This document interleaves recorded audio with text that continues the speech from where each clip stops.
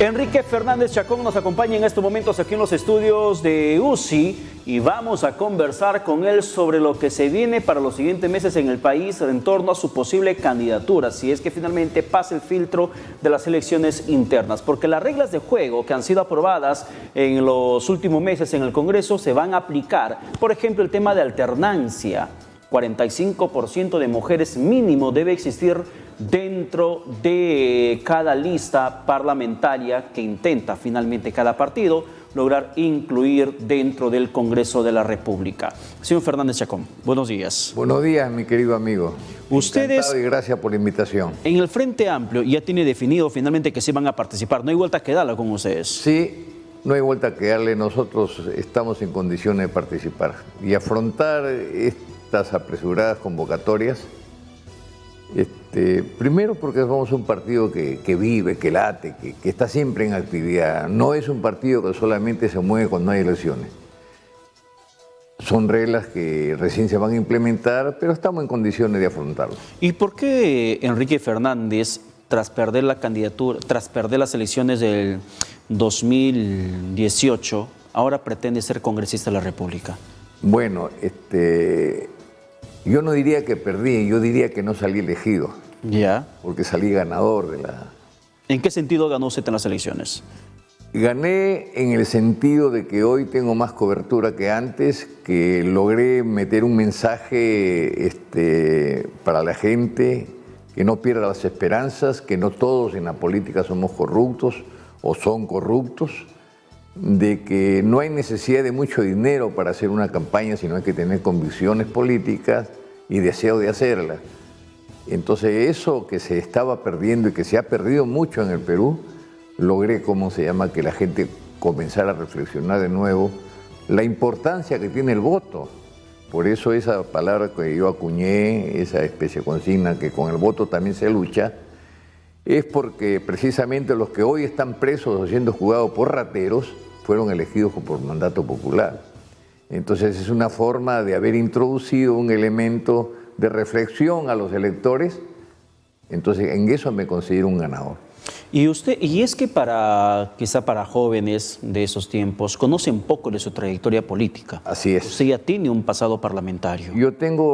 En política tengo metido 60 años. Es toda una vida que tengo yo metido en la política. Y cuando me decidí a hacer política, sabía que no era para enriquecerse, porque entiendo la política como el arte o la ciencia de usar los mejores recursos que tiene un país para beneficio de las grandes mayorías, no es para enriquecerse. Acá lo entendieron al revés. Sin embargo, por más que usted tenga 60 años en política, por más que haya un Congreso disuelto, mucho se alega que el comunismo, que la izquierda, la parte radical de esa tendencia política es la que tiene la responsabilidad del daño estructural del sistema político en el país. Sí, pero son tonterías eso. ¿Por qué son tonterías? Nunca hemos gobernado.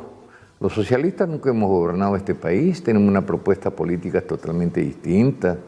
Que hayan 4 o 5 locos que crean que acá hay que reventar las cosas a tiros son dos cosas distintas. Eso no nos compromete a todos los que hacemos política y menos de izquierda. La izquierda como la derecha tiene distintas variantes. ¿Por qué siempre cuando se habla de diferencia solamente se piensa en izquierda? Tenemos nosotros diferencias, sí, porque yo no tengo que ver absolutamente nada con Sendero Luminoso. No tengo que ver nada con el MRTA, no tengo que ver nada con la Susana Villarán. Se les pone mucho el cargo de terroristas sí, a los de la izquierda. Es una tontería. De caviares, de radicales, de comunistas. Es la ignorancia, es como se llama la campaña que siempre hay para meterle cucos a la gente, ¿no? ¿Existe la tendencia del comunismo vizcarrista, señor Fernández? Pero es una guachafería, ¿cómo ves? Eso es lo que dice Rosa Bartra, la que ha sido presidenta de la Comisión de Constitución. ¿Pero cómo va a tomar en serio lo que diga Rosa Bartra? Hay gente que no sabe nada de política, hombre, que sabe de ciencias políticas, que sabe lo que es una socialdemocracia, que sabe lo que es el socialismo, las corrientes que hay. Lo que menos le podrían señalar a los comunistas, a los marxistas, que somos terrucos. Yo le puedo sacar 8 millones de citas de Marx combatiendo el terrorismo.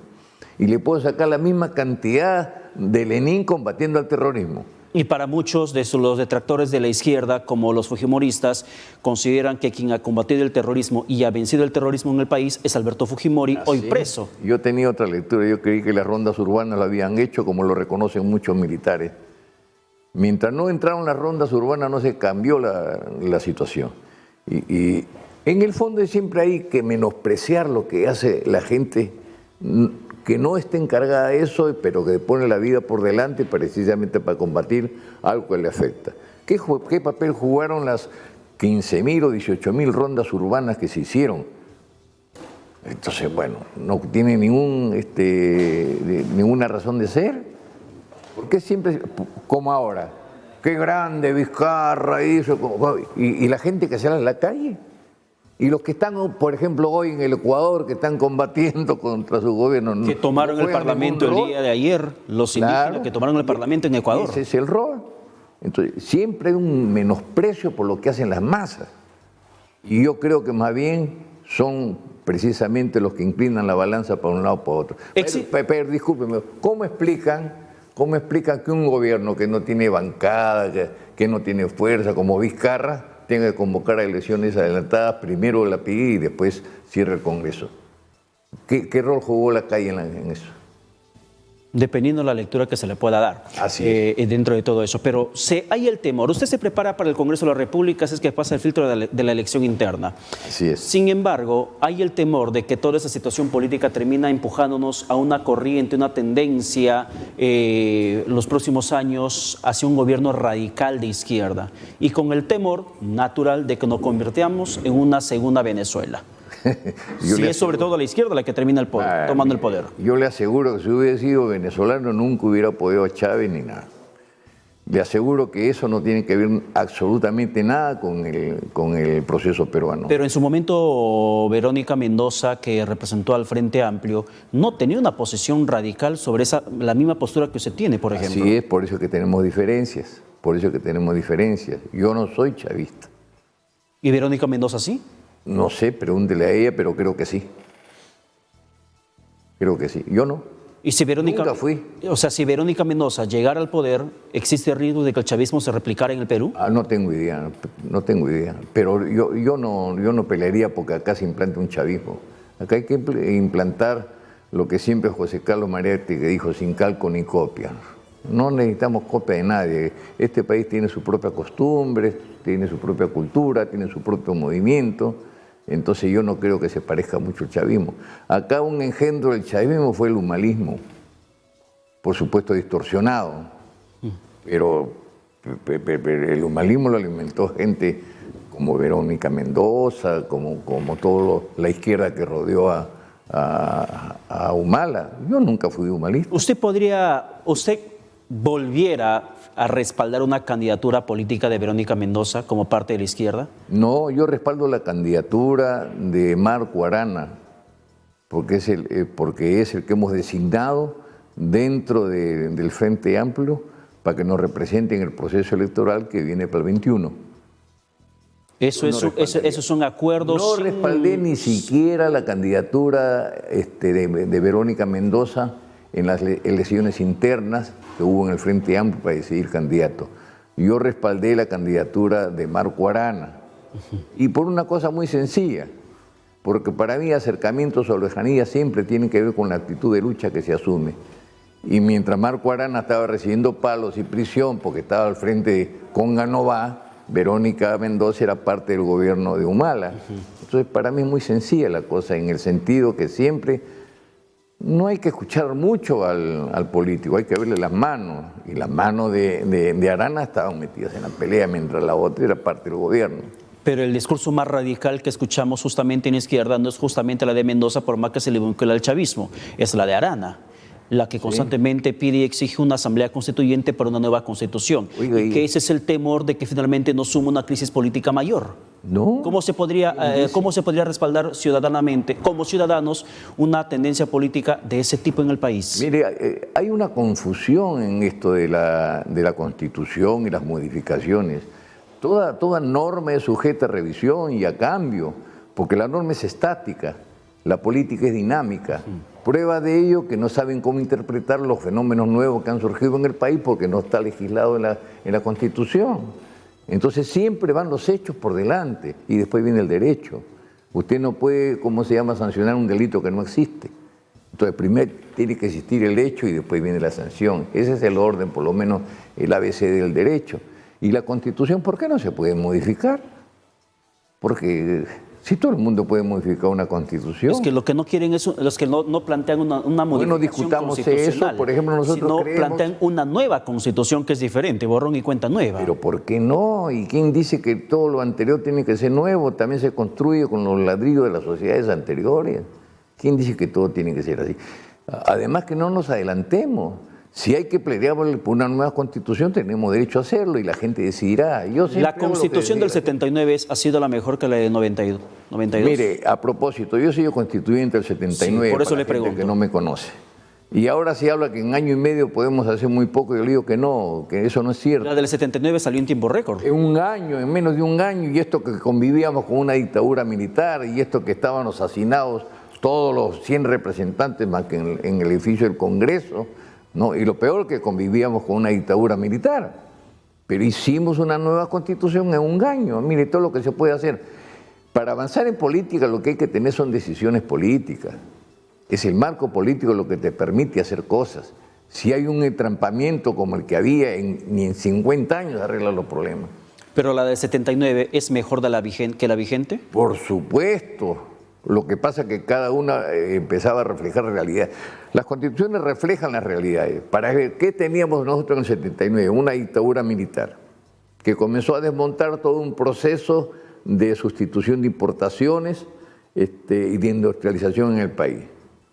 Entonces, habíamos avanzado mucho en eso. Algunas empresas que habían sido quebradas, el Estado las había asumido para evitar que, que se pierdan los derechos de los trabajadores. El Estado tenía empresas, teníamos estabilidad laboral, entonces la Constitución tenía que reflejar. Ahora, ¿quiénes fuimos los constituyentes del 79? Mire usted la diferencia que había. Estaba la flor innata de la política, yo diría, de la derecha, del centro y de la izquierda. Había una auténtica representación. Por el lado nuestro, por el lado de los trabajadores, nosotros teníamos ahí como constituyente de la República al secretario general de la CGTP, al presidente de la CGTP, lo teníamos al presidente de la Confederación Nacional Agraria, Avelino Mar, teníamos al secretario general de la Federación de Empleados Bancarios, es decir, tenemos gente representativa de sectores. Ahora, ¿qué sector está representado hoy en el Congreso? Ahora, señor Fernández, es más, ni siquiera militantes entran a un partido político para candidatar al Congreso de la República. Es lo que ha pasado en Fuerza Popular, donde gran parte ni siquiera eran militantes, eran invitados y que habrían comprado aparentemente un cupo. Así es. Pero si Fernández Chacón llega al Congreso de la República ese 2020, enero 2020, ¿cuál va a ser su propósito dentro del Parlamento, entendiendo que solamente va a estar año y 5 meses? Como le digo, es bastante si hay voluntad política para empezar a encarar los problemas del pueblo y de los trabajadores. ¿Qué plantea usted?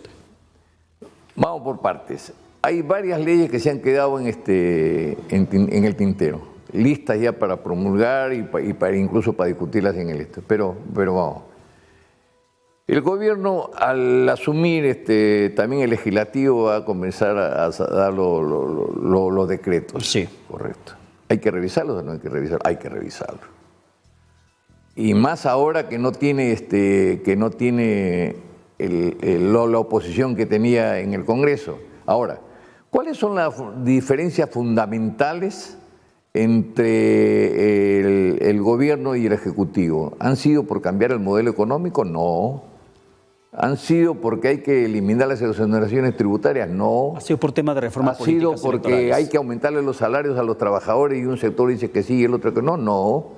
Es una crisis originada en la implementación de un modelo económico que se ha demostrado que no sirve para atender los problemas del país. ¿Usted intentaría traerse abajo el Plan Nacional de Competitividad que afecta muchos derechos básicos de los Yo trabajadores lo que en el juro país? y hago y seguiría haciendo será defender los derechos de los trabajadores. Por eso le hablo del Plan Nacional de Competitividad. Y apoyaré todo lo que vaya en función a mejorar los sueldos, los salarios, la reivindicación de los trabajadores y de los pobres. No me está respondiendo, ya está, No, sí le ya está en modo congresista, me está ladeando. Claro, no puedo ser. No, es que no me está haciendo claro. Señor Fernández, ¿usted intentaría traerse abajo el Plan Nacional de Competitividad? El plan de competitividad ha sido aprobado sin consulta de los trabajadores, sin consultar, y los trabajadores existen, tienen sus organizaciones, y mientras que no se consulte y mientras no lo apoyen los trabajadores, yo combatiré al lado de los trabajadores contra las cosas que se oponen a sus derechos. Eso se opone a sus derechos, está recortando derechos, pues me opondré porque yo defiendo los intereses de los trabajadores, los pobres y del país. En el Frente Amplio, ¿quiénes más estarían postulando? No tengo idea, pero ya se están armando las cosas. Por supuesto, sé de que hay algunos compañeros que están, entre ellos David Roca, Adonai, Esther Álvarez, varios que estuvieron incluso conmigo postulando a la alcaldía como regidora en Lima. Para terminar, hablemos en términos objetivos. ¿Usted cree que Fuerza Popular pase la valla electoral del 5% este próximo 2020? Yo creo que sí. Todavía hay muchos tontos. Todavía hay muchos tontos. Todavía hay muchos tontos y todavía votan los tontos. Pero es derecho ciudadano elegir por la persona que mejor le represente. Claro. Lo que pasa es que hay una contradicción. Estos tipos que tanto han ladrado contra el gobierno, ahora tienen que aceptar la convocatoria del gobierno. ¿Entiende? Porque para ser coherentes, precisamente a los politiqueros lo que no los caracteriza es la coherencia. Porque hoy te pueden decir una cosa y mañana otra. Son muy irresponsables. Una pregunta final que se me estaba pasando. ¿Usted apoyaría también dentro de todo esto modificar el tema electoral para que los congresistas puedan ser elegidos? Mire, yo tengo ahí un concepto totalmente distinto a lo que plantea lo que se ha aprobado. ¿Usted está a favor de la reelección parlamentaria o en contra? Yo estoy a favor que la gente sea la que decida si reelige o no reelige. Porque la gente tiene que aprender a votar. Me sigue ladeando, señor Fernández. No le estoy ladeando. Y está en modo congresista. Lo que pasa es que usted no acepta que uno respete lo que dice la gente. No, la gente puede decir muchas cosas. Claro. Puede estar equivocada, puede ser tonta para usted. Pero prefiero que se equivoquen ellos y no que venga un tipo que... Le pregunto a Fernández Chacón, que en cierto modo ya va teniendo espacios políticos, espacio mediático y se va perfilando como un posible congresista. ¿Usted está a favor o en contra de la reelección parlamentaria? Ahora estoy en contra porque la gente lo ha votado. ¿Y mañana? Si la gente lo vota distinto, estaré a favor de lo que dice la gente. ¿Sabe por qué? Porque las autoridades tienen que ser elegidas por mandato popular y no se le puede poner impedimentos a mitad de camino para que ellos decidan. Por ejemplo, yo estoy a favor del voto preferencial. Totalmente a favor del voto preferencial. Y ahora lo quieren anular. Yo digo, no, me parece que no. Estoy a favor que es la gente la que decide, no se le puede poner contratiempo. Pero la gente no va a votar en el hemiciclo, pues, señor Fernández, vota el congresista. Pero precisamente... Y usted, si está en un debate, por ejemplo, en el hipotético caso de que termine dándose, porque eso es lo que la gente pidió, que no haya reelección parlamentaria, pero usted ha sido constituyente. ¿Sí? Y ha sido parte de un Congreso de la República, sí. Y ha sido parte determinante de la historia política peruana. Y le insisto... Yo he dado muchos debates en torno a eso. Sí, y por eso le insisto, para usted, como Fernández Chacón, si es coherente con sus principios, ¿está a favor o en contra de la reelección parlamentaria? Yo no le eleva la categoría de principios si se reelige uno o no. No. Por ejemplo, yo jamás votaría por la reelección de un sinvergüenza. Y creo que hoy el pueblo tiene una gran oportunidad. Y ojalá que se presente de Fuerza Popular. ¿Y por qué no se presenta usted al 2021? Porque los tiempos en la política hay que dar las respuestas oportunas en el momento oportuno. Yo creo que es necesario. ¿Qué se va a discutir en este Congreso que viene? Se va a discutir posiblemente la nueva ley de minería. Lo otro, ¿seguimos o no seguimos la pelea contra la corrupción? Hay que seguir la pelea contra la corrupción. ¿Será un Congreso...? ¿Se sigue con el modelo económico o comenzamos a pararle la oreja a lo que dice la gente, que el 97% del país, de acuerdo a las encuestas, 93%, quiere que se cambie el modelo económico porque solamente se favorecen 4 o 5 empresas. Y cuando se habla de cambio de modelo económico uno recuerda a Venezuela siempre.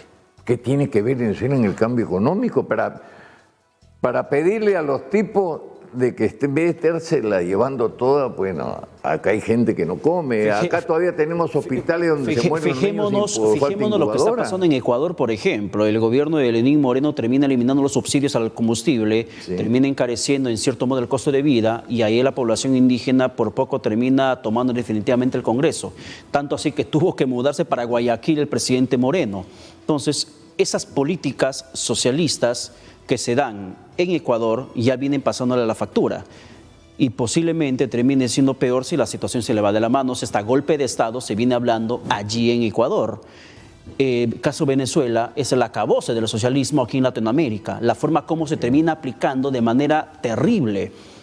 ¿Qué otro gobierno socialista podemos ver aquí en Latinoamérica que podría ser ejemplo de una conducción responsable económicamente hablando? Pero usted está tomando como si Venezuela fuera un Estado socialista y eso no es cierto. ¿No es socialismo Venezuela? Por supuesto que no tiene que ver nada con el socialismo eso, absolutamente. Por eso han inventado socialismo del siglo XXI, para decir que no son los socialistas clásicos. Bien. El que explica eso es muy bien ese Ron. Dice, el socialismo antiguo era esto, el socialismo del siglo XXI es el socialismo que hacemos con los empresarios, que tomamos en consideración, y por supuesto eso no tiene que ver nada con el socialismo. Señor Fernández, vamos a ver cómo le trata la población electoral en su proceso del próximo 2020. Yo creo que me va a ir bien, creo que me va a ir bien, al margen de resultados. Me va a ir bien porque creo que de alguna manera reflejo el cansancio de la gente con tanto tipo que los estafa, que estafa el voto. Bueno, esta vez creo que no se van a dejar estafar y van a votar un poquito mejor. Y espero contar con el apoyo de la gente. Bien. Al menos estoy contando bastante con el apoyo de la gente. Bien, vamos a ver finalmente qué determinan en las urnas los pobladores. Muchísimas gracias por estar con nosotros. Encantado. Gracias por estar con nosotros. Vamos a tener que discutir bien lo que es socialismo y lo que no es socialismo, pero bueno, en su oportunidad. Siempre según la interpretación de quienes están dentro del ambiente político.